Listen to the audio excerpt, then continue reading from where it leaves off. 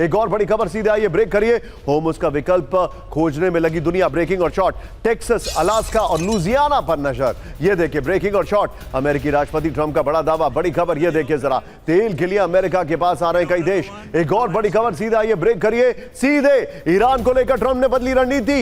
Iran पर तुरंत हमला नहीं करेगा अमेरिका। नाकाबंदी और प्रतिबंधों से झुकने की तैयारी, झुकाने की तैयारी। ईरान ने कहा नाकाबंदी नहीं हटाई तो आगे होगी भीषण जंग।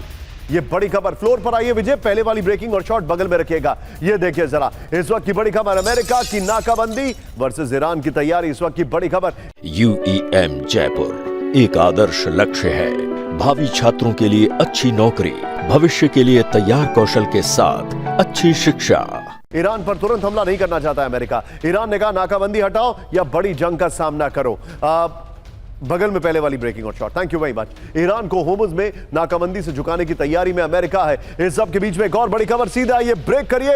होर्मुज से नाकाबंदी नहीं हटाना चाहता अमेरिका। ब्रेकिंग और शॉर्ट, होर्मुज का दक्षिण रूट साफ करने में लगा अमेरिका। बड़ी खबर दिखाइए जरा, ओमान से लगे रूट की स्पेशल जहाजों से सफाई। ये देखिए जरा। अब विजय वो 3 ब्रेकिंग 3 शॉट लीजिए, straight to general Shankar Prasad sir. Sir, ये लड़ाई शुरू हुई थी रिजीम चेंज को लेकर, जो अभी हाल फिलहाल हमला हुआ था। उससे पहले यह लड़ाई शुरू हुई थी ईरान के न्यूक्लियर एम्बिशंस को लेकर, और यह लड़ाई धीरे धीरे फोकस करती हुई आ गई होर्मुज को लेकर। होर्मुज को असेस नहीं कर पाना यह प्रेसिडेंट ट्रंप का अब तक का सबसे बड़ा फेलियर है, and it is highly immature. क्योंकि पिछले 40 साल से अगर कोई भी अमेरिकन प्रेसिडेंट बड़ा फैसला नहीं कर पा रहा था ईरान पर, तो सिर्फ यही एक वजह थी। चलिए, ऑल सेड एंड डन।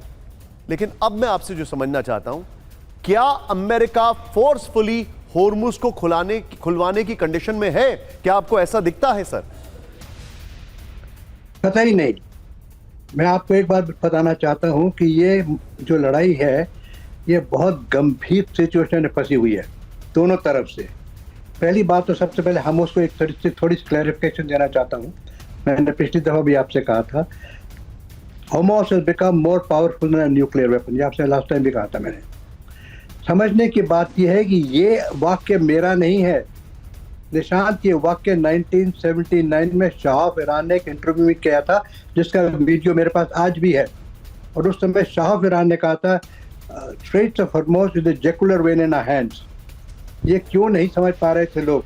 आपने बिल्कुल सही फरमाया कि अमेरिकन प्रेसिडेंट कंटिन्यूसली इसको समझ नहीं पाए कि what is the strength and what is the power of the straits of Hormuz. अभी दूसरी बात जो जरूरी है वो बताना है कि क्या अमेरिका हमला करेगा।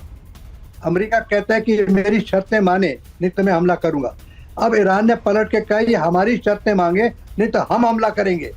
तो मतलब दोनों तरफ से लड़ाई बराबर की हो रही है। ईरान ने क्लियरली कह दिया कि अमेरिकन एसेट्स को जहां भी होंगे हम उनको टारगेट करेंगे।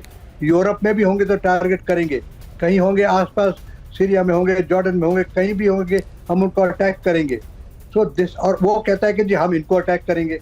ये कहता है जी हम आपके एयरक्राफ्ट कैरियर को अटैक करेंगे, और सब जहाज डेक पर होने चाहिए जिससे जहाज भी डिस्ट्रॉय हो सके। So it's a very very peculiar situation. तो एक आपने बात कई दफा ये भी कही है कि क्या न्यूक्लियर भी जा सकता है।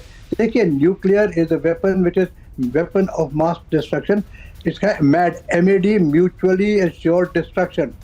कोई व्यक्ति, मैं समझता हूँ लास्ट टाइम भी मैंने इसी प्रकार से कहा था कि न्यूक्लियर वेपन की usage is only a deterrence value. लेकिन हाँ, कोई गलत आदमी सोच का आ जाए, कुछ बेवकूफ़ी की बात कर दे तो शायद कर भी दे।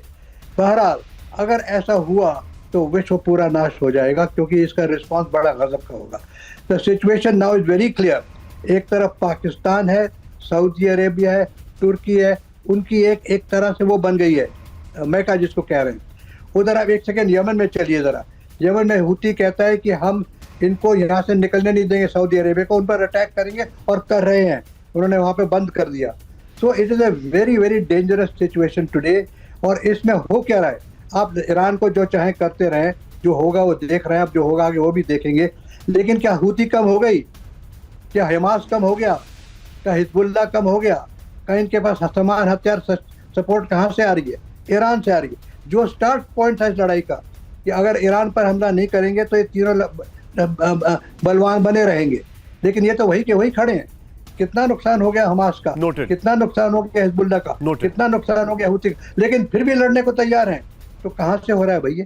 कौन उनको सपोर्ट कर रहा है? ऑब्वियसली ईरान कर रहा जी। है। तो ईरान इस समय वो हथियार इस्तेमाल कर रहा है जो हरमौज है, जो उसके जो प्रॉक्सीज है, उसके पास जिस तरह से सपोर्ट आ रही है, जी। टर्की की भी सपोर्ट आ रही है, पाकिस्तान की सपोर्ट। और पाकिस्तान के एक वाक्य मुझे कहने दीजिए, पाकिस्तान कहता है कि जी we are the strongest recognized army in the world and we are also diplomatically the most advanced nation in the diplomatic field. ये भी आपने 2 दिन पहले सुना You're होगा right. वाक्य। तो इट्स इंटरेस्टिंग कि वेयर इज पाकिस्तान का, तो आपने भी जिक्र किया, आगे एक और सेगमेंट में आप डिस्कस करेंगे पाकिस्तान को और ईरान को, लेकिन इन चीज को मिक्स करके देखा जाए सबको in totality, it's a situation. America वहां से निकलना भी चाहता है, निकल भी नहीं पा रहा है, ईरान भी निकलना चाहता है, निकल नहीं पा रहा है, निकलने को दे नहीं रहा।